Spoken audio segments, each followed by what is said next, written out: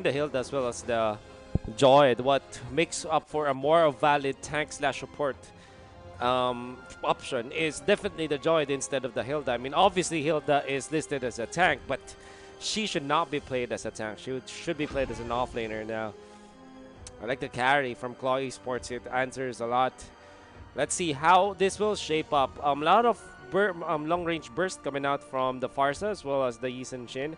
We also have the Esmeralda that can act as a tank, or at least a hero that can soak some damage, but it will not be necessarily a tank per se as a utility.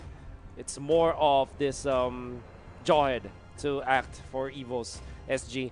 And this begs the question, are they tanky enough against this carry Kagura combination from Call Esports? It's easy to say that they can't, but we'll see how they operate in the game itself. Yeah. I mean, the Claw lineup is, something, a lineup that you would go for 2, 3, even 4 patches ago. Yeah. They still have their merits. It's all about execution. But the EVOS lineup is more, how do you say this? It's more volatile, to say the least. Because if ever Esmeralda and Hilda goes online the side lanes, they can completely can completely run over Xborg and Lunox here. Yeah. Okay. We are now hopping into the game, Mr. Nomad. It's EVOS SG versus Claw Esports. One thing to take note is that this will be a funneled decent shit.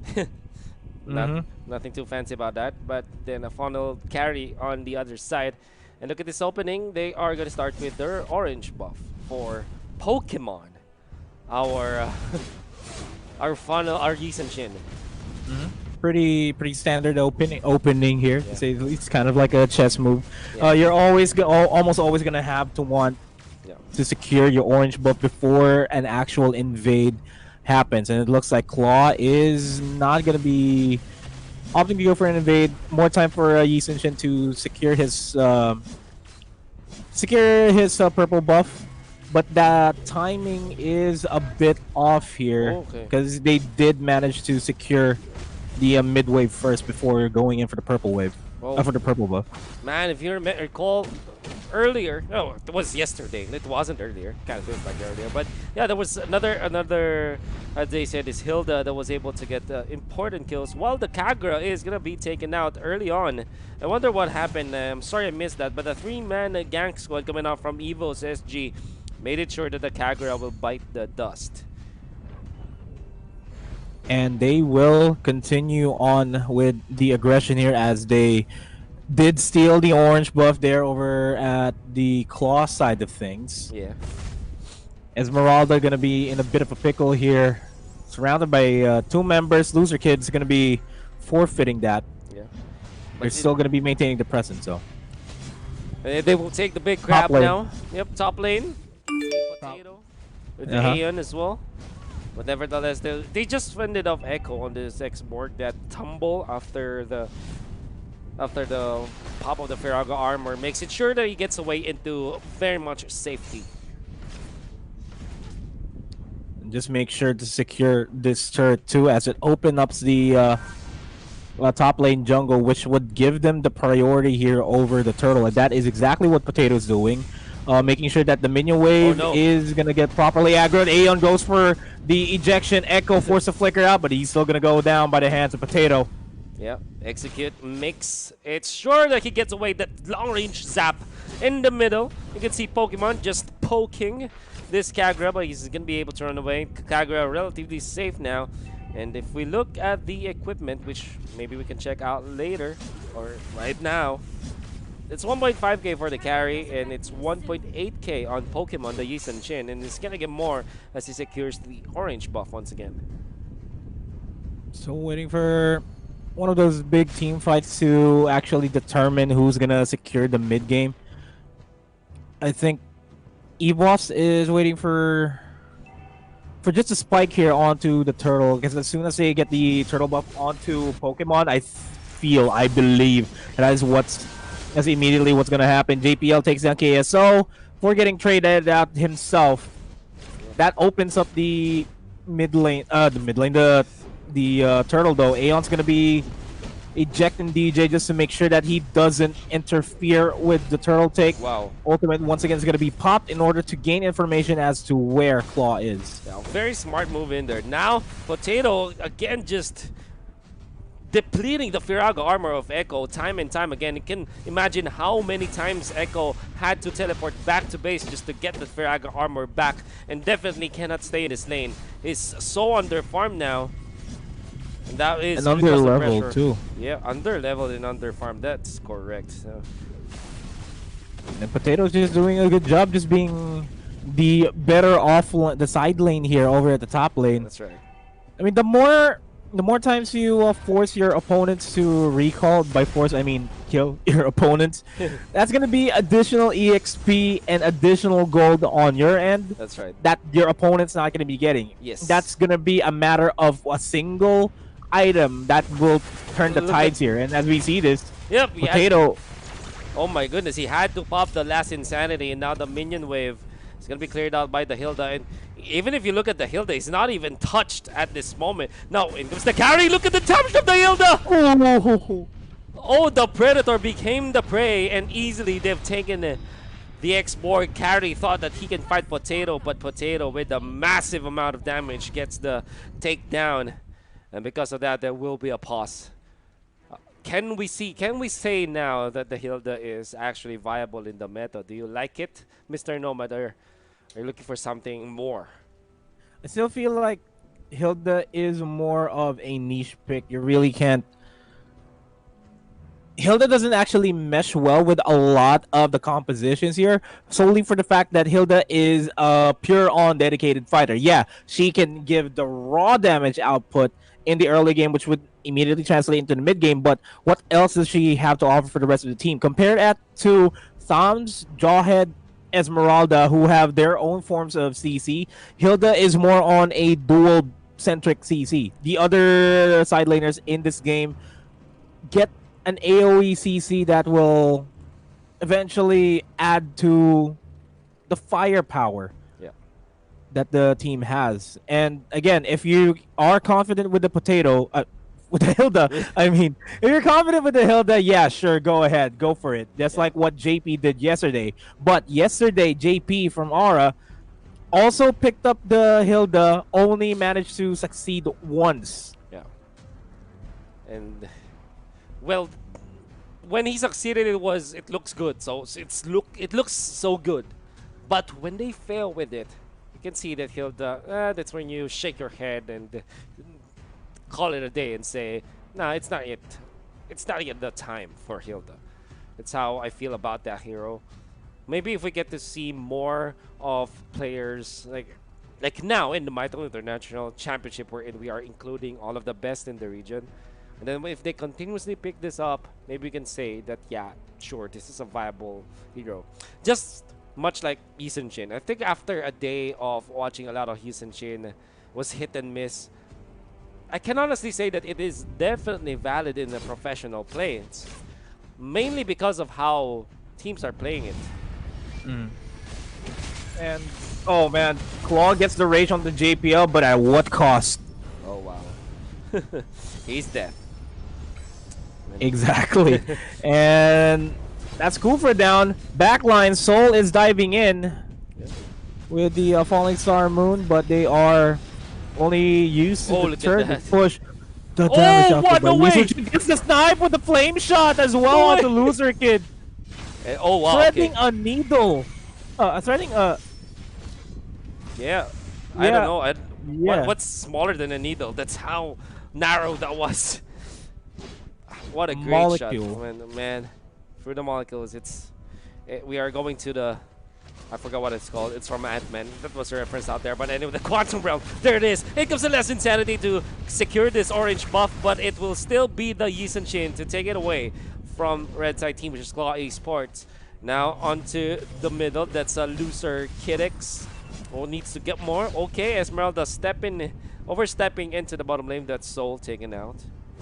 And Pokemon working on the turtle. Gets it. 7K gold lead here by EVOS SG, and it looked like it's gonna be increased because Echo is caught here by Pokemon. He's currently sitting at 206, has a Blade of Despair, and the top lane turret, as the top lane tier 2 turret. While in the middle, look at this. The charging Kufra gets 2 for their strikes. And as a result, he felt that and he had to back away. In top lane, you can see the pressure from the Hilda. Kagura jumps, but only to his demise. If he had survived a little bit more, he will receive the flame shot, so he's gonna die anyways. And that's already checkmate for the Kagura. Feathered their strike as they take out the carry from I don't know where. In comes the jump from DJ. DJ gonna be taken out for sure. Double kill for Pokemon. Wants to go for more. Esmeralda with the jump. Actually dodged by the brilliance of this Lunox. Fortunately for himself, he's gonna be able to get up. And now in the middle, a little bit of a wave clear coming out from the export to just defend. Nomad, this is looking bad for Claw Esports. Man, by the rate of it, it looks like this is already game over. The game has already been lost once we reach the 5-minute mark, when Yi Sun Shin and the rest of the team just barely dying. And here we go, another death onto Echo. This inhibitor turret is gonna go down without a doubt.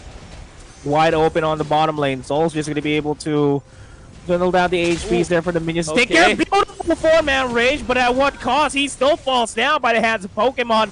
It is going to be carry left unattended here, and he's gonna go down. Okay. They go down 3 of them. Now, Joyd, angry, jumping from Yi Sun Shin, but the base is gonna be worked upon by the minions. The Joyd is gonna be taken out, but look at the burst coming out from Pokemon. Now, maybe it's time to secure the base as slowly Claw Esports are respawning up. They get a bonus kill on the Kagura as they take the base. Beautiful play coming out from EVOS SG from the start until the end. A dominant performance, and they take game 1. And if this is going to be the... Yesterday, it was Hilda to go with Leomord. And what is happening in the world? What is happening in Southeast Asia, Nomad? Explain it to me. I am trying to make sense of this, man. Yeah. I don't know. The draft looks good, save for the Balman pick. I agree. That's all I can have to say. I agree. Are they going to be playing this as... Yeah, Balman has a bit of CC. You know, like... His ultimate, he dashes in like Tigreal, but that's basically it. He doesn't actually catch them, per se. He just dishes out a lot of damage. And they're actually playing Balmond. Yeah, it is. So, maybe what I can say now with the Balmond is that it's a good... It has been one of the topics for theory crafting as well. And a lot of teams, even in the Philippines, have thought that this will be a good hero. Give it the execute, and you all have almost unlimited execution mechanics through your ultimate as well as the actual execute. Now, the only problem that I have with it is that it kind of takes longer to ramp up. Imagine if I would rather choose Hilda, honestly, compared to the Balmond. I would too. Yeah. I would choose anybody else compared to Balmond. This brings me back to, I'm not saying that they are a low level, low elo, but this brings me back to the times when I was creating a new account in Mobile Legends. That's right. And the elite grandmaster rank, you see Balmond being picked up. That's right. Well, that's one of your basic ones. I mean, God knows how many stars I've gotten with this hero, but that's only because that's a low elo, and I just started Mobile Legends. Yeah, and this is a completely different. I'm interested to see. You have seen how Balmond plays in high competitive level. I'm curious to see what's gonna happen. I'm legitimately curious. It's I have never seen this before. Okay, so what you do is just to act like a... Oh, what? Okay, Potato. No, it wasn't Potato. It was JPL with taken out by the Joyd, which is a very early rotation coming in there. But yeah, the Balmond acts like a usual offlaner or side laner. It stays in lane. You are a problem. You're a threat, but only when you are level 4. Early game, with your second skill, it's so easy to dodge, honestly. He They're pops the ultimate, by the way. pop the ultimate. They're trying to go for an offense in the top lane. I don't think that is going to be ending well. And that is going to be the pause being called. Yeah. What I do want to comment about the Balmond is that its ultimate, when used properly, can really take a team fight in your favor. It feels like an Oathkeeper passive, wherein the Oathkeeper passive from the Leomord, wherein the more you have, the fewer health you have, the less health you have, the more damage is gonna be dealt to you. And honestly, the ultimate from the Balmond, it's like a big AOE execute mechanic. Question Yeah, is, do you actually start- need it in a team fight? That's the question. It can work. You theory craft it and it looks good, but is it actually what you needed in this game? I mean, Oh, yeah, there it is. I dare say it's great against the Thams, man, because it allows you to. It just allows you to take down the Thams as he is regening up with the Cottered Inferno. So it's great versus Reap type of regeneration, right? all right. Against the Esmeraldas and their Thams. All right, I'm gonna be theory crafting here for a bit, okay? Just give me my moment. Okay. Soul Lock, his ultimate is an ability. Why did he even go for the unstoppable force there? So Soul Lock is his ultimate. We all know that he dashes him forward, deals 150 damage plus 60% total physical attack, Ooh. and he can slow people by 40%. That lasts up to 2 seconds. And that, I feel, is where Wow. he is going to shine. And as I say that, Loser Kid manages to secure a double kill with the Thorn Rose onto Potato and to JPL. Very nice control of the Lancelot, maximizing the dash, knowing exactly where to dash into so that he will be reset. Top lane, there's the jump from the Cottered Inferno. Soul is able to keep himself safe. Echo, however, is dangerously low. Pops the ultimate just for the Lancelot to be set up. Nice flicker to dodge the puncture, the Phantom Execution, and it gets away into safety. Soul, one of the longest, I'd say, most veteran player in this Singapore, should be the focus of the team. We'll see how he can rally EVOS SG in the Mytel International Championship. Hello? Check? So you are here. Yes. Okay, I thought I got disconnected there. I'm so sorry about that. But KSO is not sorry for securing that kill onto Soul. Aeon, bouncing ball, tried to slow down DJ. A killing spree for Loser Kid. All things considered, this lineup is working. It is Not seeing much of an impact on the Balmond just yet, but he is doing echo things over at the top lane, cutting the minion wave, and will be able to convert this turret down. Turtle is definitely a point of contention as the Batman takes top lane, or from our perspective, the top lane. Yisun Shin wants to move a little bit in that direction. It's the Cyclops just defending the bottom lane. That's the thing I can get from the Cyclops. By the way, this is a side laning Cyclops, not your usual mid lane Cyclops. That's one thing that we haven't really talked about. And we aren't really that. We're partial. We're so partial with this. Nice stun coming out from JPL. Yeah. But that's And all. DJ Wow. low on HP. Did you see the Huge damage? burst of damage. Yeah, and they are gonna try to follow it up. It is a four-man rotation here. Balmon's gonna be in the back lines, waiting for the possible opportunity to pop the ultimate. We'll see. He's waiting. He's lying and waiting. He's gonna go in, spin to win. Spin to win's not gonna happen, but dishes out a lot of damage.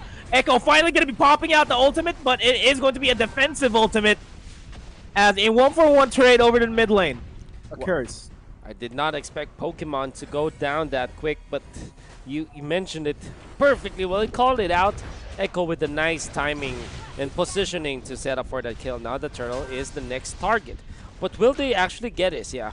Atlas is keeping him in place, while the Cyclops is threatening for any exchange now here.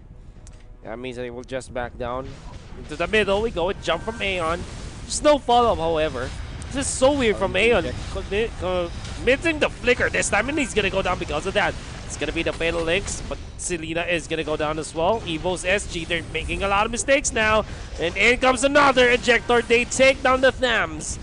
3 down on the side of EVOS SG, with what I can say as a definite miscommunication on their side.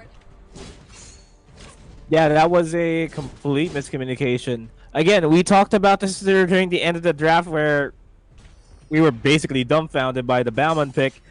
The rest of the lineup of Claw here works.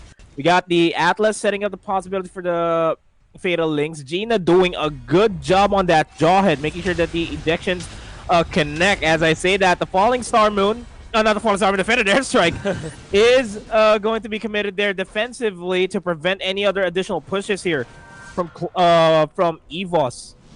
And yeah, the rest of the lineup is so good. And I think Echo here is just going to add a little bit of DPS with the Cyclone Sweep and the Soul Lock. Oh, wow. And that's the ultimate by Pokemon, securing the kill. What did just happen? Was such a big burst coming up from the East and Chin. Nevertheless, in the mid lane, there's a little bit of pressure coming out from EVOS SG. They will not hit the mark. The Tyrant's Rage, look at that Thorn Rose. Hurts.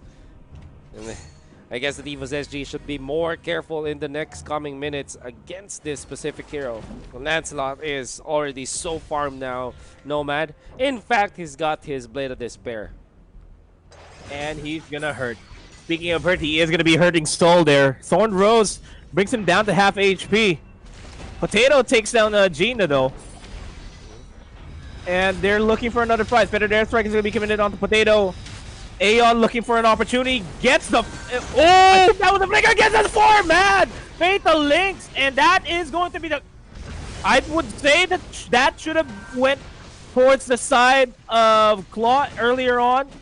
Just force a clean up house, but good on EVOS to equalize the damage there. Yeah. Try to minimize their losses by securing 2 kills of themselves after that Fatal Links. Yeah, very good recovery, but I'd say the greatness of that initiation coming out from the Atlas, from DJ or Atlas, forming Fatal Links that allowed for Claw Esports to even win the trade-off. Even if it wasn't the cleanest of victories, it's still a big win because of the fact that they're able to get the turtle, and they also took an orange buff for themselves. They have stolen it away from the Yisun Chin, which is badly needed on this hero to just deal the damage with the ultimate, the Mountain Shocker, if I'm not mistaken. And slowly but surely, the lead by Claw is here. Oh, gets an Abyssal Arrow on top of the Rage as well, secures the stack upon stacks of the CC. That's already the Blade of Despair onto Pokemon too, and that is, I guess, somewhat of a silver lining in what's happening. What a dodge. Shutdown. Nice dodge on that Revenge. What a dodge. Oh man, Loser Kid. I mean, his carry was not that impressive, but this Lancelot performance is definitely gonna make it to the books. Top lane, you can see the Bahamond is being pesky against his Thams. He's got a little bit of lead over the Thams now. The Thams cannot be already staying here. In comes the ultimate from the Yisun Chin, really spotting out where the enemy is at. And that's more than enough for EVOS SG to know and back down a bit. Yeah, goes for the Unstoppable Force on the Pokemon. Pokemon's gonna be forced back. And he needs to reset in order for him to have a little bit of more impact in the team fight because he is such a squishy hero. Could really be bursted out by Lancelot, all things considered. That's right. One combo. Yeah, a big combo, definitely with the items that this Lanza has. Blade of Despair and Endless Battle. That's by 10-minute mark. That's so strong already. Now Potato looks eats up a lot of damage from the Feathered Airstrike. But it seems like this is just for diversion. They really want to get the turret, and they were successful in doing so. That meant that they will have more gold in their belt now. Soul trying to push top lane, but definitely he's going to be punished. There's the ejector, and Soul pops the ultimate, but is going to be taken out by the Balmond. What's next now for Claw Esports? I guess it's going to be the Lord, Nomad. Yeah, and the Lord is going to be relatively safe as Atlas and Jawhead are going to be the gatekeepers here in this game. make sure that nobody on the side of EVOS SG is going to be coming close, and EVOS SG realizes that, and they don't want to have any other losses in that fight. Just opting, just secure the buffs to try to get the small incremental goal that they can even struggle to get. It's looking very good now for Claw Esports in the way they want to claw back into this series. So one thing that they need to do, always go for very good control of the early game. Take care of your Lancelot. Make sure that you take advantage of it as well. Now they jump in for the Atlas, but that's Atlas. Obviously not the hero you want to go for. Even if you're Aeon, even if there's a follow-up in there, it's not easy to take down the Atlas. Not easy at all.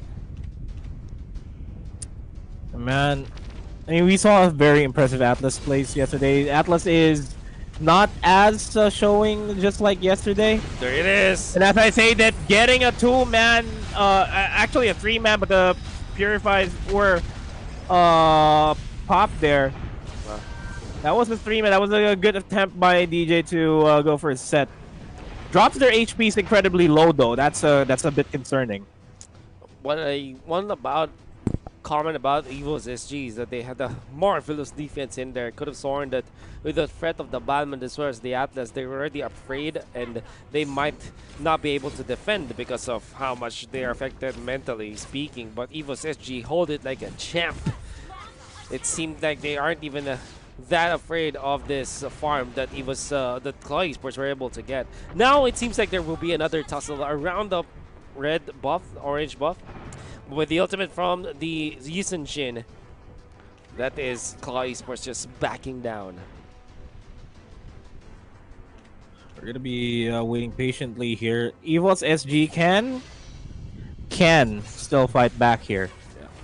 But the odds of that from happening is dropping lower and lower the more lead that Claw secures here. It's hard though. I'm thinking about the opportunity for them to come back, and I feel like if only they can single out or just get rid of Lancelot first, and then everyone else can just follow from there. I think that is the valid choice for them. That is Christmas already for EVOS at this specific game. It's gonna be incredibly hard. You can see Loser Kid, the way he positions himself is already marvelous, and you saw that even with a well-timed, well-praised Tyrant's Revenge, he dodges that with a Thorn Rose. That's how good it is. That's how aware he is of what's happening in game. And while I agree with you, it's gonna be incredibly difficult for EVOS to thread the needle and find that Lancelot. Oh, DJ is going to be singled out here. Gets Revenge. No chances for the Last Insanity. Does have the Last Insanity. The Fatal Links, I mean, available. Immortality is going to be popped. That is a huge opening. They are forcing DJ out. But that is Aeon being caught out as well. Flicker in, and the Thorn Rose. What? Oh, Shaq actually so manages to come out of that fight. Echo takes down Aeon. A 1-for-1 trade so far. EVOS looking really good here. What happened in there, man? I don't understand. I guess that this Lancelot felt that he's got enough of execution potential against his opponents, but unfortunately he didn't have it at the right moment. The Kufra was way too tanky, and I could have sworn that he thought that he had enough already against the Kufra, but the Kufra is now up with the Curse Helmet and the Anticuirass. That's probably why he was punished. Maybe it was picked up a little bit near that timing. Well, the opening that happened there was that Atlas was taken out immediately. Yeah. He not taken out that he died, but he was forced back, and I think that is another one of the keys that they have. But they gets the stun on the Potato. Potato low on HP. He's gonna be forced back, and there goes the maximum charge, the unstoppable force onto JPL, but not gonna be committing just yet. Lord is pretty crucial for EVOS to secure this. They are positioning themselves. JPL and Aeon looking for an opening here, waiting patiently for Claw to start this up. But DJ zoning everybody out. He does have Fatal Links again available, and they are going to be targeting him. He is the sole target here. That is the key.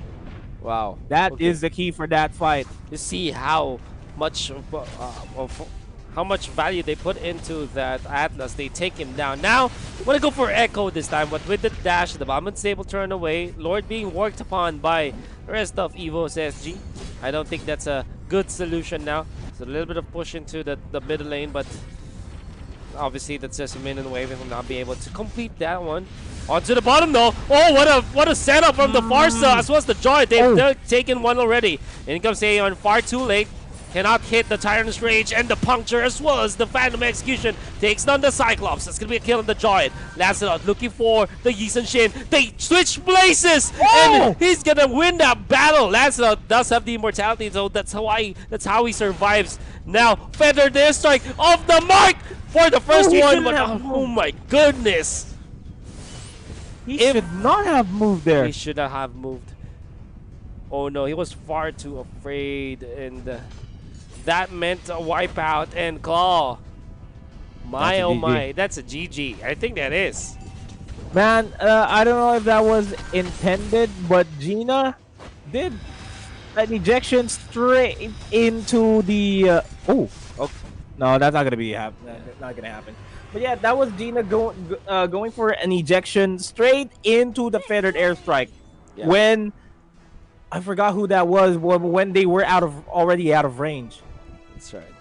That was smart. That was smart actually. Now it's EVOS. Oh, sorry, it's Claw Esports. Evening up the series. This time the Yisun Shin did not work and the Cyclops, but the Balman did.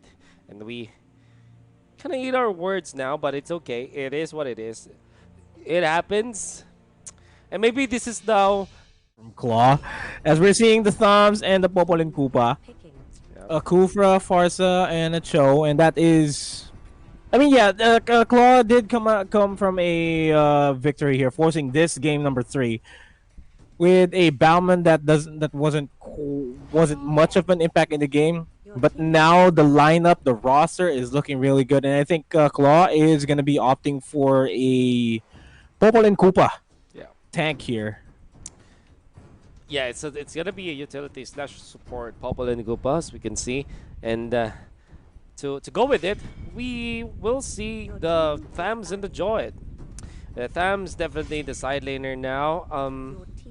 No Yisun Shin whatnot. There's the Louis. Now this is where the questions start to pile up. Are you gonna go for a Louis support actually this time to go with the Popol and Koopa? I think that we've seen this before and it did not work well. Like having the Louis plus the Popol and Koopa in the same draft, that's not that good, all things considered. And considering the fact that this is a relatively tanky lineup here. Yeah, sure, in the early game, Louis is gonna have the upper hand, but she will fade out in the later stages of the game as a Hayabusa and X-Borg gets locked up here by EVOS, even solidifying that fact. Okay, I kind of lost the light in there. Alright, we're back. Now it's X-Borg to go with the Hayabusa. Is this not good? This is definitely not gonna be a It's not Kadita. Looking at Hellcurt now. All things considered, I would have loved the Yisun Shin more instead of the Hellcurt. It makes sense against the Farsa a little bit, not against the Hayabusa. I think the Hayabusa will have a field day today. Against the Popol and Koopa, the Louis, even the Thams at a certain point, because of the fact that Cotter Inferno isn't as effective when you are in the, what they call it, the shadow kill, right? And you also have the Hellcurt, of course, can be obliterated by this Hayabusa. So I don't really like this, Nomad. How about you? Do you feel that Claw Esports has something else other sleeve now? It's hard to tell. I mean, in the get-go, this Hellcurt doesn't look like a good Hellcurt to be. I mean, it's not a good pickup in this roster, and I agree with you. A Yisun Shin would have been better. A petrified Hellcurt for that matter. We'll see if it's only great versus the Farsa. The Farsa, just the Farsa. Just the Farsa. I mean, in the early game, yeah, he'll have a hell of a good time against the Cho. But that's just in the early game. As soon as they hit level 6, level 7, Hellcurt's gonna fade away into nothingness, basically. Yeah. And one thing that I also don't like about this is you have your potential, obviously, for an outplay as the Hellcurt, but it will not come often. And Aeon on this show will be so much of a problem for the Hellcurt. We'll see, however. Hopefully, they will show us something different in this game. Maybe we can see them winning it. And hopefully, they show us and prove us wrong. But we do know that Pokemon will have a better time compared to the Hellcurt. It's going to be pretty easy for him to win this game for EVOS SG. I think this is the first time in a while that we've seen the Hellcurt being the funneled hero in this for that matter. Because typically you'd see the Hellcurt as one of the side laners here. And a bit of a scuffle there over the top lane as Gina and Cho. Gina and So. Yep, that show. This is going to be trading hits onto the purple buff Ego as Pokemon is going to be able to secure it so easily. Now, Loser Kid X, it's going to be up to him and how he's going to have a better time compared to this Hayabusa. And it seems like Nomad, they are already transitioning into the mid lane. There's the Kufra going for the jump, catches the Hellcurt. If the bouncing ball was there, it would have been really, really good. It's quite late, I guess, because of the silence that was from the Hellcurt. If it wasn't for that silence, I could have sworn that Hellcurt might have said goodbye earlier in this game. Yeah. And Loser Kid is showing a good command of this Hellcurt so far. He knows for a fact that he's practically useless without his Blade of Despair yet. Yeah. And he's gonna maintain that. Oh. I mean, yeah, I kind of get the added bonus of the Dark Knight Falls, which really denies a lot of vision from your opponents, and you can catch anybody off guard there. And I think in the mid lane, they are going to be going for a bit of a fight, and Loser Kid is going to be paying the price for that.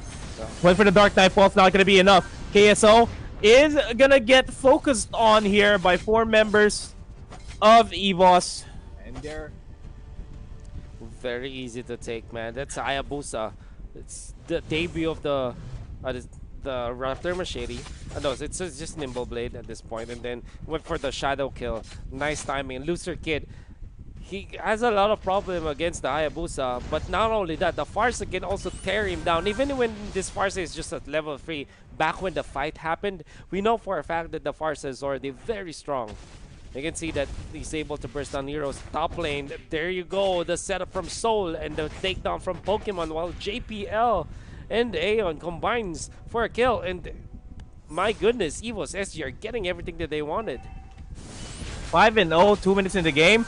And make it 6-0 as KSO gonna go down. Gets the silence onto Kufra. Pretty clutch timing there, and this is gonna be the comeback fight that Claw wants. Last Insanity drinking down Loser Kid there, even with a random auto attack. Oh wow, okay. So that's a triple kill for the Thames. Nice setup from Echo. I thought that KSO was gonna go down, but a very good recovery coming out from Claw ESports. Now Pokemon will have to back away from the middle, but he's A-okay. He's 2-0-1. And because of that, there will be a pause. How do you rate so far the performance of Hayabusa? I mean, stats don't lie. It's 2-0-1 for the Hayabusa, and it's 0-2 for Loser Kid. So far, Nomad, what can we say about the early, the start of the both cores? Loser Kid, he shouldn't be joining fights. He should not be forcing fights. That's the thing with this not the Hayabusa, with the Hellcurt. You need to make sure that you get your Blade of Despair first before you even think about joining in the fights. Typically we know Hellcurt as a split pusher. That's his main role in the game. Being the core here, he needs to focus on getting the Blade of Despair first before he goes in the fight. Pokemon, even without his core items, can add a little bit more utility in the team fights compared to Hellcurt, and Pokemon is outshining Loser Kid in that fight, in that regard. Yeah, the Deadly Poison Stingers hurt when there are 4 maximum stacks. Yes, the silence is a huge factor, but after that, what else is there to do for him? Yeah. And not only that, you have a problem of the accompaniment for the Hayabusa as the Hellcurt, right? If you look at the X-Borg, it's not easy to take down. The Cho is definitely not one that you want to duel against. And even the Farsa, even if you think about the Farsa as a free food for the Hellcurt, if JPL is careful, it's gonna be a problem for the Hellcurt for sure. That's why there's a lot of question marks for me for this Hellcurt, man. Yeah, and he has been careful for the longest time. He only died once, but managed to convert 4 kills. Yep. Or 4 assists, 3 assists and 1 kill to a team fight. And that's just added to the fact that the rest of his teammates were already pushed forward. And as I say that, that's going to be another kill onto KSO. Hayabusa, what a nice play. Now in comes the Dark Knight Falls, the last insanity to take out the Purple and Koopa. Joy misses the mark, does have the max, the unstoppable force, but it's not going to be enough for Pokemon and Potato, as they will keep themselves alive. On the other side, you can see the Kufra eyeing for the Hellcurt, but the Hellcurt is going to be running away into safety. And I think there's a timer here for Loser Kid to finally go online. As soon as he reaches his endless battle, which would be around 9-10 minutes into the game, he should be good. He should finally be able to add that little bit of oomph in the team fights. But not with Echo falling down and giving another set of kills to Pokemon. You just see how much damage they deal in a small amount of time. And even the Thams going up against 3, that should naturally be a lot of lifesteal for himself. But the burst potential from the quad shadow kill, and the Farsa, is able to overwhelm the Thams, even when the Thams had a great time in the early stages of the game. Yeah, and just the mobility from Hayabusa is... There's nothing that Claw Esports could actually do to handle the Hayabusa here with the quad shadow kills.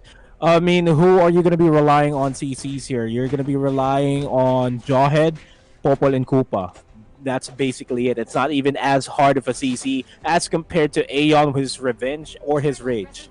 Yeah.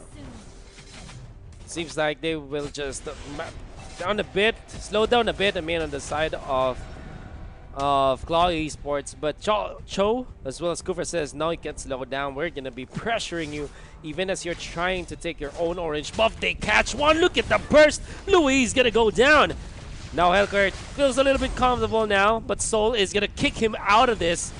Might be able to survive, and yes, the Cho will. In comes the Hayabusa. Shut down on the Cho. The Farsa Feather there, like set up by Aeon, chasing down the Joy. Joy going down, and it comes the Hayabusa with the double kill. The orange buff is gonna belong to EVOS SG. Nice chain of events definitely for the side of EVOS, as they take the turtle, they take the fight, trading 3-4-1 and getting the orange buff in the end.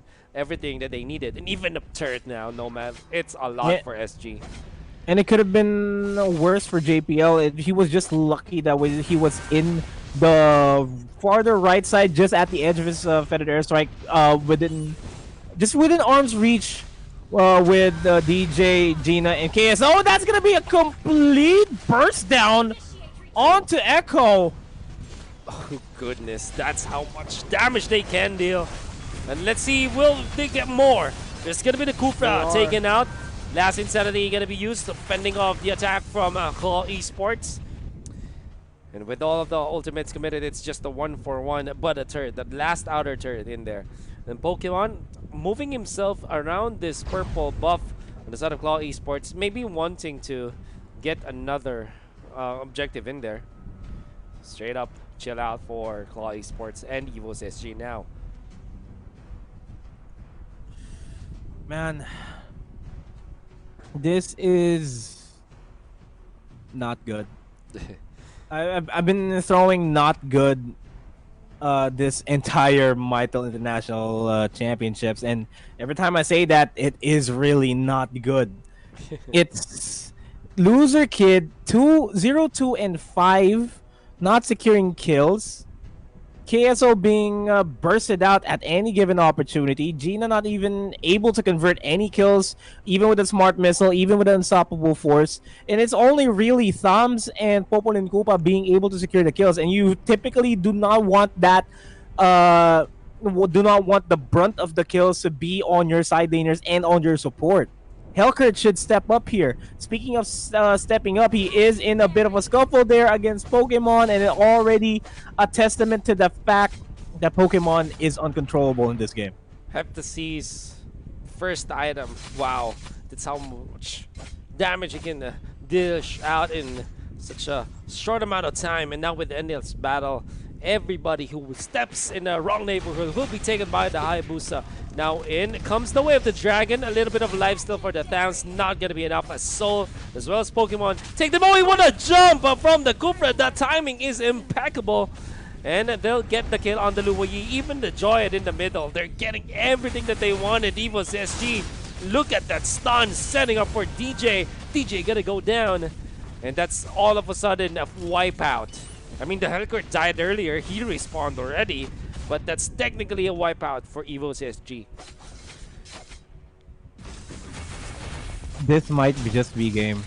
One more team fight is all it's gonna take for EVOS to secure this match. Just one more. Probably gonna be focusing on the Lord here. Crucial for Claw to secure this Lord away, take this Lord away from them. But really, they don't have any opportunities to push out. They're being zoned out here by Aeon. Aeon giving away the information. That's gonna be the fake of the diversion. The fake diversion, but a kill. Soul is a little bit painful now. Does have the Heptaseas from himself, and we'll get the BOD soon. Oh, Aeon will get to pick up the Antikythera as well. That's the second item, but you know it's trouble when the tank, their opposing tank, has got 2 items already when it's before the 10-minute mark. Not even a lot of damage on that Jawhead. Smart missiles, unstoppable force, the whole 9 yards, and they can't even. He can't even put. Oh man, this is uncontrollable now. Look this Lord at that. is marching in. Nice revenge in the back line. Last Insanity, they managed to take down Pokemon. Might be an opportunity to at least stabilize themselves in this defense. No way! The EVOS, they are still going in for the fight here. Federator's fight is going to be the nail in the coffin here for Looster Kid. There goes the diversion. Not going to be a complete diversion though, because they're focusing all their attention there on the top lane turret. The HPs are dropping dangerously low here. For EVOS, it's just going to be JP on Potato left alive, and the HP on Potato is incredibly low. He manages to survive. Last Insanity, he manages to survive still. No way! Gina in trouble now. JPL chasing him a little bit with the Crow form, but in comes Popple and Koopa, freshly respawning now, chasing down the Farsa. Farsa is going to go down because the rest of EVOS are able to take down 3 turrets already and almost taking down the base. Fortunately, Potato just buying time. That's right. And they almost took down the base. That's how close this was. And Potato really giving them a lot of trouble in this mid-game that we have. All hope is lost here for Claw. Well, now I agree. That last team fight was a nail in the coffin. If only JPL managed to survive that, that could have been game. That's right. Man. Alright, let's talk hypothetics here. How will Claw come back from this? Oh, man. They need to come... Oh, I don't know anymore. No, Look not at gonna come that. back anymore after that 2 rages. Oh, he... Man. The guy gets away. What Soul is doing? Soul, okay? Hello? What? No need to do that, but he did.